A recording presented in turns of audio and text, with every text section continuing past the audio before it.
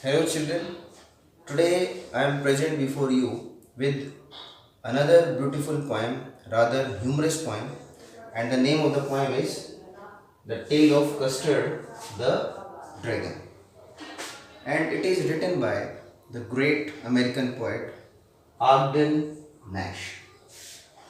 He is considered not only the poet, rather a humorist, okay, who has done a great work in the field of creating humor through his verse. Okay, and this poem as well is one of uh, such examples where the readers cannot help laughing. Means they feel, the readers feel that certainly this person, Ogden Nash, he was really the master of creating humor through poem, through poetry, through verse. Okay, so let's talk about what this poem is actually about. And before that, I just want to tell you that this poem, actually, when we talk about the technique of the poem, through means when we see this poem through the eyes of critique, you know, or through the eyes of like as an analyst. Okay, when we analyze the poem, so there we find that it is a ballad. Okay, so before I tell you about many aspects of this poem, we'll discuss what this ballad is. See, ballad is basically, it is a song. It is considered a poem. But this is such type of song, this is such type of poem through which we tell some story. We tell somewhat like tale. We tell a tale. We narrate a tale. But this is not a simple tale. It is based on somewhat like there should be the discussion of courage, heroism, like some aspects of bravery. So it should be there. This is the ultimate material that we must have in a ballad. So the poem, The Tale of Custard, it is a means it is a ballad. So let me now tell you the summary of this poem. Okay, it's a long poem. So I'll tell you the summarized portion of this poem, but at the same time I'll be telling you the detailed aspects of this poem as well. Okay, so basically I have told you it's a poem where excess of humor is there, like the description of the stanza when you do, so you will feel that this does not happen in the reality.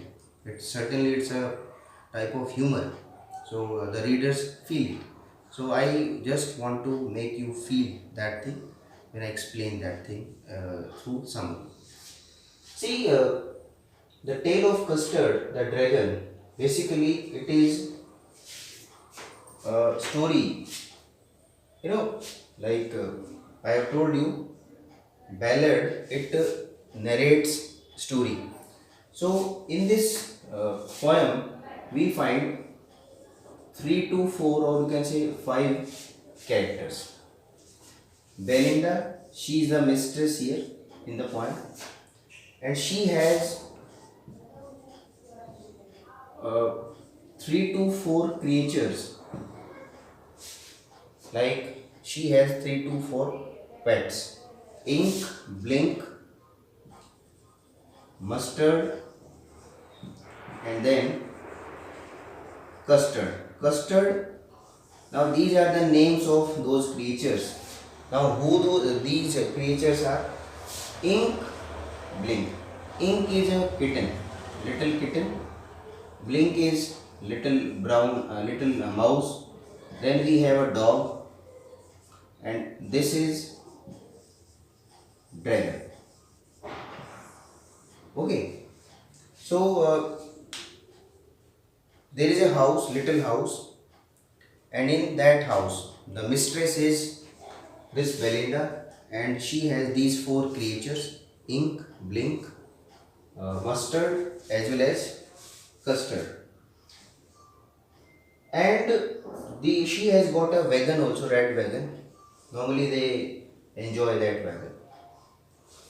So in the poem what we find that Belinda, she poses herself, she considers herself that she is extremely powerful. Okay, she considers herself extremely powerful, and the same feeling is, in the heart of these creatures also, other than Custard. And it has been explained, Belinda used to consider herself that she is such powerful that a group of bears has no meaning when her strength is compared. Clear? In the same way, Ink and Blink, they used to consider themselves that they are such powerful creatures that even they can give chase to the lions. Lions become afraid of these Ink and Blink, means kitten and mouse. These make the lions feel run away from the sea. Then the same feeling it is with the Mustard also, dog also. Dog also boasts of with the same thing. He feels that he is such type of creature, such a powerful creature, just like an angry tiger. Means his power, it is equal to an angry tiger. So overall you can say Belinda, that kitten, mouse, dog, these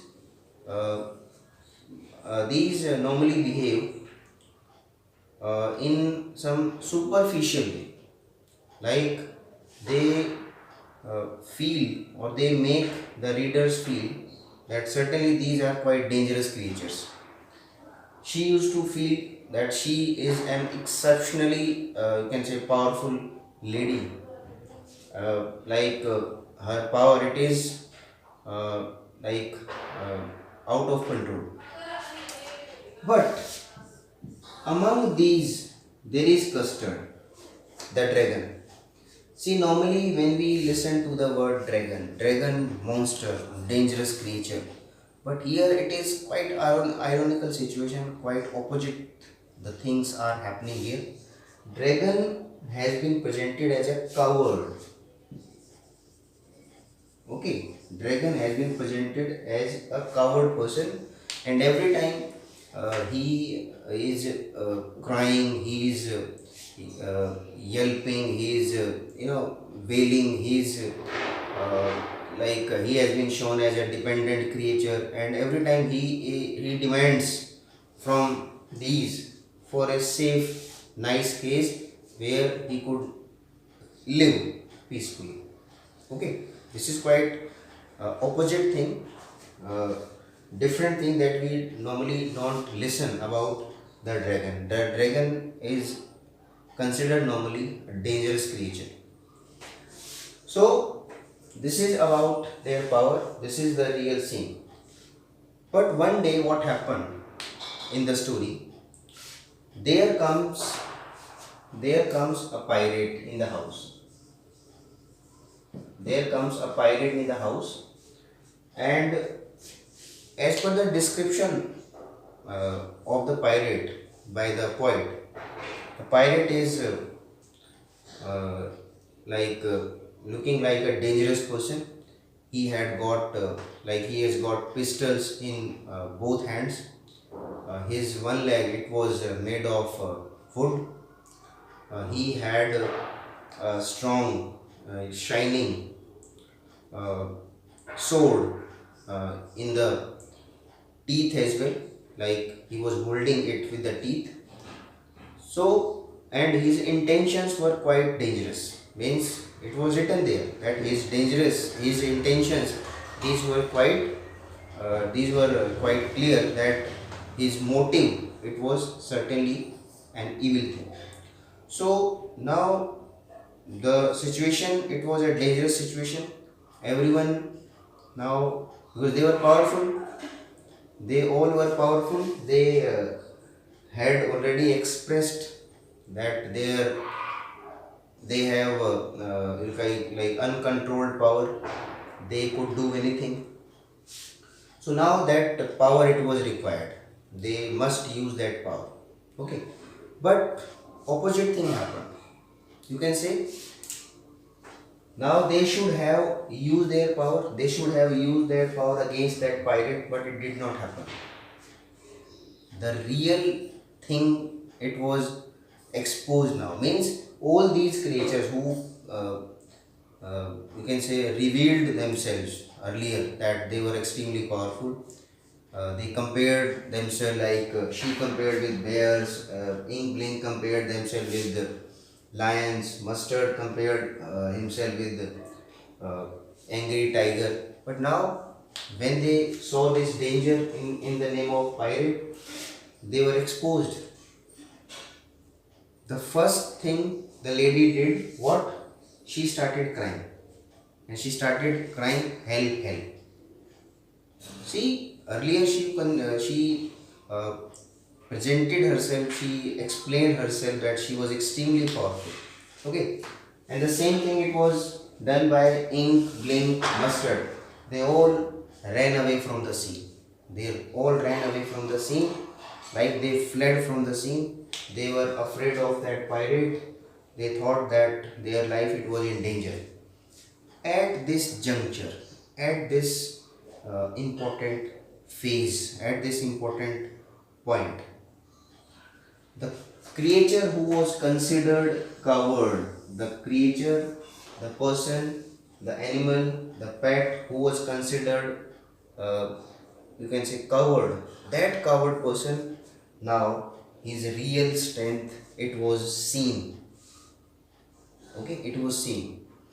What it did, like all of these, they gave up. So now this custard, this coward custard, this dragon, now he took the charge and he snorted like an engine. He behaved very angrily, like he was extremely furious. From nowhere he mustered up his energy, he mustered up his courage, and he attacked. He pounced upon, he jumped upon this pirate like a robin, like a thunderbolt. Okay, and he gobbled him completely. He killed him, he swallowed him, everything. Means everything, you can say, completely. He was, means the pirate, it was swallowed. That means the dangerous person, the dangerous man, who was this, this man, pirate. Now the danger, it was nowhere.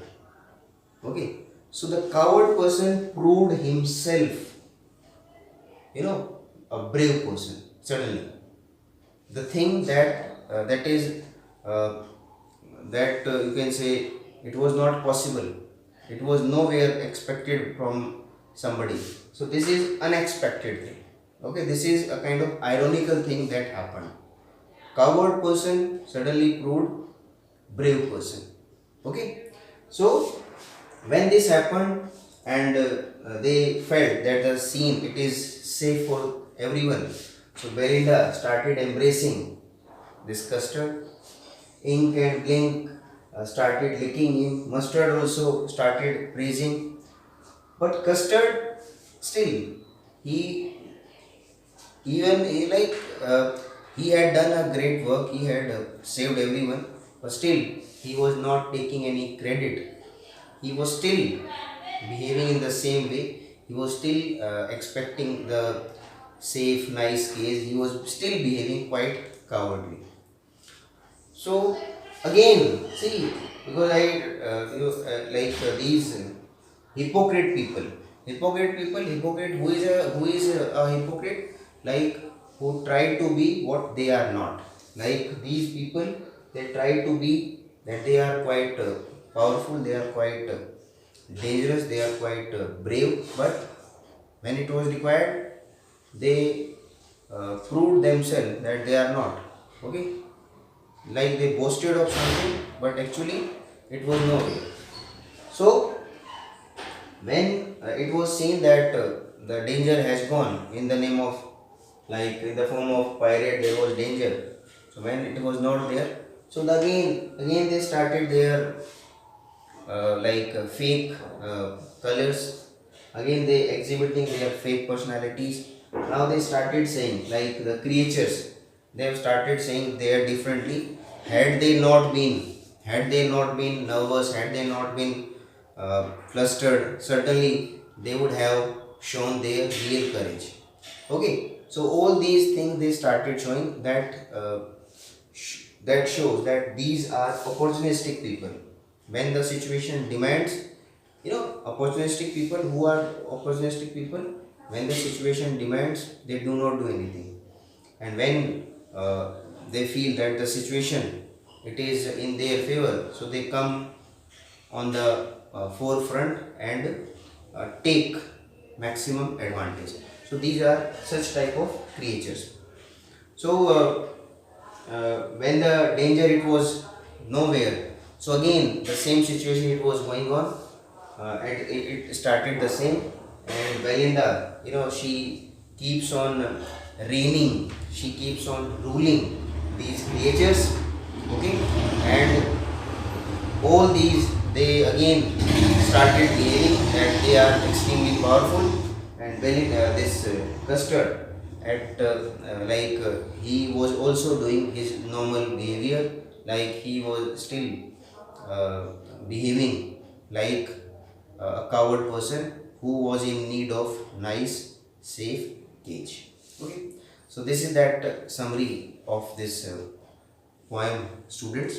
Now some important things which are there in the poem I want to tell you, so that you may use them when the situation arises.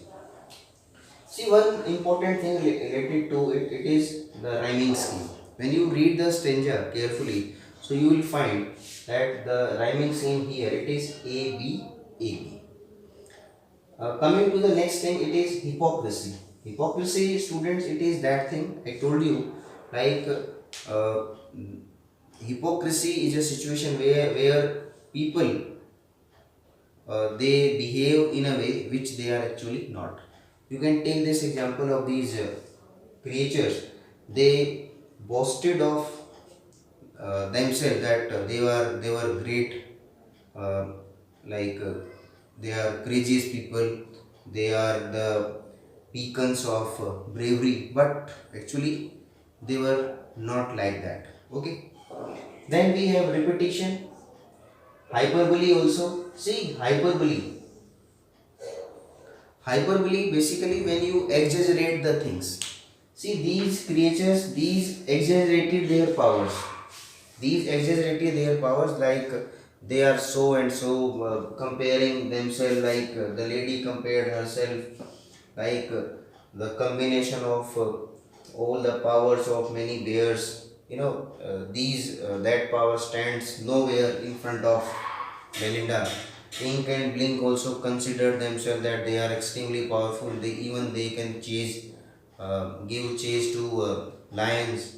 Mustard also compared himself, like he is quite dangerous, like that of an angry tiger. See, these normally do not happen, so that's why we feel that these are exaggerated things. And when we find exaggerated things, it means we are talking about hyperbole. Then we have simile. Simile also in the same way, children. Like they compared with what? Like that. Uh, like angry tiger, like lions, like a barrel full of bears. So this is what? Clear? Like dragon snorted like an engine. So these are the words like, as if. These are the words that we normally use for this figure of speech simile. Refrain also, children, refrain basically it's a stanza, it's a particular line which is repeated, again and again in the poem. So we find repetition of a particular stanza. You can see like the first two stanzas, they are repeated later, okay, in the poem. So it also makes you feel that we have got the example of refrain also in this poem. Poetic license. See, there is a line like Belinda and Winda. It is related to pirate. Okay. So Winda is basically not a word. Okay. Winda is not a word. So see, like we got two lines in a stanza, Belinda and Winda. See, poetic license means when the poet can use line, word according to the, or for the sake of creating some kind of meter, for creating some kind of rhythm in the poem. So that is why the poet has used here, like in place of window he has used winda, so that there may not be any disturbance to the rhythm, to the rhyming scheme in the poem. So this is that rhyming scheme, and that is why it is poetic license.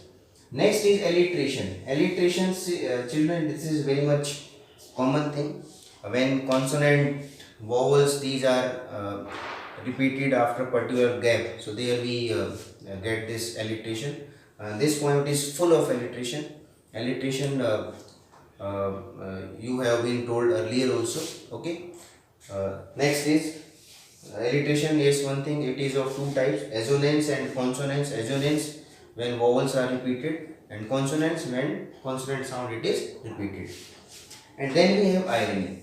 See, irony, the things which normally that we don't expect but it happens. Okay, like the kind of bravery that we do not expect, uh, or we could not expect, or we should not have expected from Custard, the dragon, but that thing had happened.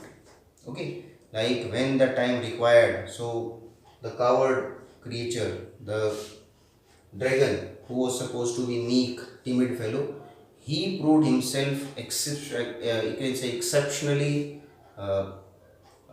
dangerous, exceptionally brave, and got this man out of the way. Okay, got that man out of the way means he was a hurdle. So now that hurdle, it was nowhere, because he uprooted that man completely. Clear? Or he got that man away from the scene. So these are some important things, children, related to this poem, and I hope you understood the aspects of the poem very clearly. Uh,